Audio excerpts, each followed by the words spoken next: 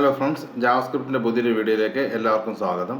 നമ്മൾ ഈ വീഡിയോ പഠിക്കുന്നത് നമ്മളൊരു ഫംഗ്ഷൻ പാരാമീറ്റർ ഇല്ലാതെ കോൾ ചെയ്താൽ അതിനെ ചെക്ക് ചെയ്യാൻ വേണ്ടി മറ്റൊരു ഫംഗ്ഷൻ നമ്മൾ ക്രിയേറ്റ് ചെയ്യുകയാണ്.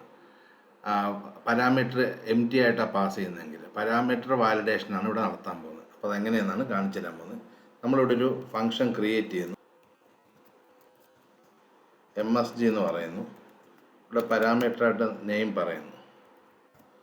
ഇവിടെ console.log നെയിം എന്ന് പറയും. നമുക്കിതൊന്ന് പാരാമീറ്റർ ഇല്ലാതെ കോൾ ചെയ്യാം. MSG ഒന്ന് റൺ ചെയ്ത് നോക്കാം റിസൾട്ട് എന്താണ്. നമുക്ക് കാണാം ഇവിടെ അൺഡിഫൈൻഡ് എന്ന് കിട്ടി. കാരണം ഇവിടെ നമ്മൾ പാരാമീറ്റർ നെയിം ഉള്ളൊരു വാല്യൂ ഇവിടെ നെയിമിനുള്ളൊരു വാല്യൂ ഇവിടെ പാസ് ചെയ്തിട്ടില്ല. ഇനി നമുക്കിപ്പം വാല്യൂ ഒന്നും ഇല്ലെങ്കിൽ നമുക്ക് ആ അൺഡിഫൈൻഡ് മാറ്റാൻ ഇവിടെ ഒരു ഡീഫോൾട്ടായിട്ട് ഒരു ഡീഫോൾട്ട് വാല്യൂ ഇവിടെ കൊടുത്താലും മതി. ഇപ്പം നമുക്ക് ആ വാല്യൂ മാറിക്കിട്ടിക്കോളും.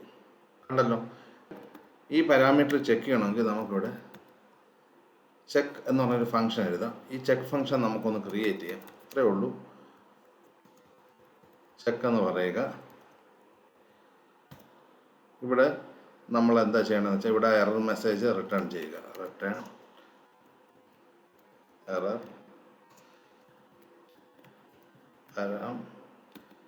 റിക്വയർഡ് അങ്ങനെ പറഞ്ഞാൽ മതി. ഇനി നമുക്കിത് പാരാമീറ്റർ ഇല്ലാതെ റൺ ചെയ്യുമ്പോൾ എന്താ വരുന്നതെന്ന് നമുക്കൊന്ന് നോക്കാം. കണ്ടല്ലോ, ഇനി നമുക്കിത് പാരാമീറ്റർ വച്ച് റൺ ചെയ്യാം.